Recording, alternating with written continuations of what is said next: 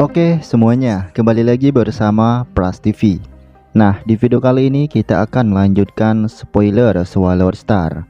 Mimin mau mengingatkan sekali lagi bahwa ini merupakan spoiler yang diambil dari novelnya, dan mungkin akan ada perbedaan dengan yang ada di animasi Donghuanya, seperti halnya nama karakter dan juga yang lainnya. Lalu untuk video dan gambar, ini hanya footage atau ilustrasi. Nah, bagi yang belum nonton spoiler sebelumnya, nih kalian cek sendiri aja ya guys ya. Oke, kita push like dulu dan komennya langsung saja. Melanjutkan cerita sebelumnya. Setelah Jelanding pergi meninggalkan Lo Feng dan Hong, pada saat itu juga Lo Feng mengantarkan kakak pertamanya itu ke kediaman Bushka. Di dalam perjalanan kembali, Hong menyarankan Lo Feng agar tidak bertindak terburu-buru karena itu bisa saja merugikan Jiqing. Lo Feng mengetahui hal itu karena saat Jelanding datang, Lo Feng terlihat sedikit mengubah bentuk otot mukanya. Singkat cerita, setelah mengantarkan Hong, Lo Feng kembali ke vilanya dan langsung menggunakan kabin nutrisi untuk memperkuat kekuatannya. Waktu terus berlalu. Di sisi lain, seorang penjaga melaporkan kepada Jelanding bahwa Hong masih berada di kediaman Bushka. Mengetahui itu membuat Jelanding kesal dan ingin benar-benar mengirim seorang assassin untuk mengekil Hong. Akan tetapi Jelanding masih menahan dirinya karena kepala keluarga mereka masih belum bertindak. Itu berarti tidak ada seorang pun yang dapat bergerak terlebih dahulu. 1 bulan, 2 bulan, dan 3 bulan kemudian. Meskipun dalam jangka waktu ini Jelanding sangat marah, akan tetapi di sisi Hong, ia tetap masih berada di kediaman Bushka dan tidak keluar sedikit pun. Sedangkan di sisi Lo Feng, ia saat ini masih berada di dalam kabin nutrisi untuk menyerapnya. Yang mulia, ucap suara Dylan yang menembus dinding villa terdengar. Dengan begitu pintu kabin terbuka secara otomatis dan Lo Feng keluar dari dalamnya menggunakan armor yang berbeda, yaitu armor genetik level 4 yang sebelumnya diberikan oleh perusahaan semesta virtual. Ternyata di dalam kabin nutrisi tersebut Lo Feng tidak sendirian. Ia juga menempatkan item evolusi super yang sebelumnya ia beli untuk mempercepat evolusi dari rotan kontak awannya menjadi level Tuan Sektor. Nah, karena sudah beberapa bulan berlalu, menurut Lo Feng mungkin 2 bulan ke depan evolusi dari rotan kontak awan akan selesai. Ketika Lo Feng keluar, Dylan mengucapkan selamat kepada Lo Feng karena telah berhasil naik menjadi tuan domain tingkat 8. Menurut perhitungan Lo Feng, mungkin 2 bulan ke depan ia juga akan menjadi tuan domain tingkat 9. Lo Feng menganggukkan kepalanya ke arah Dylan. Yang mulia, mekanikal perusahaan semesta virtual ada di bawah, ucap Dylan. Mendengar itu, Lo Feng dan Dylan bergegas ke bawah yang dimana merupakan ruang lantai 1. Ketika berada di bawah, ketiga mekanik membungkuk memberi hormat kepada Lo Feng dan juga Dylan.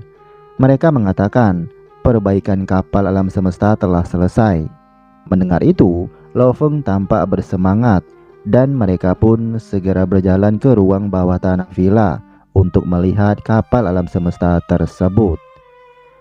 Saat sampai, ketiga mekanik menunjuk ke arah kapal itu dan berkata, "Lihatlah yang mulia." Ketika Lo Feng melihat ke arah kapal alam semesta yang mengambang tersebut, ia merasakan tekanan yang menakjubkan sehingga membuat Lo Feng bersemangat. Kapal alam semesta milik Master Huyanbo memiliki ukuran yang besar, yaitu berdiameter sekitar 800 meter. Ketiga sisi kapal sangat tipis dan tajam, dan seluruh kapal ditutupi oleh kekuatan hukum asal, sehingga membuat kapal secara alami memancarkan energi dan aura yang menakjubkan.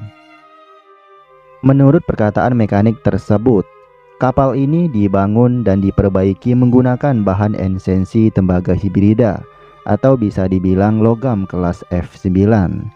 Tidak hanya itu, perusahaan semesta virtual juga mengirim seorang master hebat untuk meningkatkan kekuatan hukum asal yang ada di kapal tersebut, sehingga membuat pertahanan dan serangannya meningkat pesat. Bahkan jika berhadapan dengan seorang Unding Emperor pun, kapal ini tidak akan goyah di saat menerima serangannya. Mendengar itu, mata Lo Feng berbinar dan tampak Babata menyuruh Lo Feng untuk langsung masuk memeriksa ke dalam kapal. Ketika Lo Feng dan Babata memeriksa kapal tersebut, Babata sangat senang sekaligus bersemangat karena kapal ini telah diperbaiki ke kemampuan maksimumnya. Bahkan dengan teknologi perusahaan semesta virtual, mereka juga menambahkan sistem pertahanannya sangat meningkat. Akan tetapi di saat Babata bersemangat, ia juga sekaligus mengingat tuannya Huyanbo saat itu. Dan Babata melihat ke arah Lo Feng sambil meminta tolong kepadanya untuk membalaskan dendam tersebut. Mendengar itu, Lo Feng tersentuh dan setuju untuk membalaskan dendam itu. Babata terus menatap ke arah Lo Feng. Ia kembali mengingat di saat pertama bertemu dengan Lo Feng. Pada saat itu, ia menuntun Lo Feng untuk masuk ke dalam kapal milik Master Huyanbo dan kemudian menjadi muridnya. Namun pada saat itu, Babata melarang Lo Feng untuk mengetahui siapa musuh yang mengekil Huyanbo saat itu. Akan tetapi sekarang, Babata melihat harapan balas dendam tersebut karena Lo Feng menjadi murid dari perusahaan semesta virtual, belum lagi diasuh di wilayah udara purba atau alam rahasia primal. Ketika memeriksa kapal, Lo Feng juga merasakan bahwa kapal ini dapat memblokir seluruh energi roh ataupun serangan jiwa dari luar, sehingga membuat kapal ini dan keamanannya sangat mengagumkan. Dengan ini Lo Feng bertekad ketika ia menjadi Unding ke depannya, ia akan menggunakan mode Mosa atau Demon Killernya untuk melakukan combo terhadap kapal ini. Bagaimana tidak, mode Mosanya kebal terhadap serangan jiwa, dan kapal ini juga demikian, sehingga serangan jiwa tidak akan berpengaruh ke depannya. Kemudian esok harinya, di saat Lo Feng memasuki dunia virtual dan duduk di ruang kerjanya, ada sebuah pesan dari perusahaan semesta virtual. Isi pesan itu menjelaskan bahwa Lo Feng telah resmi menjadi utusan pengawasan dari perusahaan semesta virtual untuk Departemen Kekaisaran Qianwu, sehingga tugas Lo Feng yaitu mengawasi bidang militer, bisnis, dan tentara. Pesan ini juga menyampaikan ketika Lo Feng telah menerobos ke level Tuan Sektor nantinya, otomatis misi ini akan selesai dan diberi hadiah 100.000 poin. Dikatakan selama menjalankan misi pengawasan ini, nantinya perusahaan semesta virtual juga akan memberikan misi tambahan atau misi khusus, sehingga Lo Feng dapat mengumpulkan poin lebih. Sekarang, karena misi penempatan Lo Feng telah dikirim oleh perusahaan semesta virtual, itu berarti Kekaisaran Qianwu juga telah diberitahu. Dengan begitu, Lo Feng ingin segera mengunjungi ketiga bidang tersebut. Tidak hanya itu, ruang kerja Lo Feng juga ditempatkan di Departemen Kekaisaran Qianwu. Departemen ini memiliki banyak sekali benua, dan di setiap benuanya mewakili satu kerajaan atau bidang bintang, seperti misalnya Kerajaan Gunung Naga Hitam. Ketika Lo Feng sedang duduk di ruang kerjanya, berbagai macam pendapat mulai muncul. Ada yang senang karena Lo Feng telah berhasil menerobos ke level Tuan Domain dan menjadi utusan dari perusahaan semesta virtual. Lalu ada yang heran kenapa Lo Feng terlalu terburu-buru untuk menerobos. Dan ada juga yang tidak senang dengan kehadiran Lo Feng. Ketiga ketua dari ketiga bidang Departemen Qianwu mulai berdebat tentang kebersihan bidang mereka. Mereka terlihat cukup panik karena Lo Feng telah menjadi utusan pengawasan dari perusahaan semesta virtual. Jika Lo Feng menemukan bukti kejahatan, maka ketiga ketua ini bisa diberhentikan kapan saja. Mereka berharap bahwa Lo Feng tidak bertindak terlalu jauh untuk memeriksa secara menyeluruh, karena itu akan merugikan mereka bersama. Jika hal itu terjadi, salah satu anggota staf ingin memberikan pelajaran terhadap Lo Feng.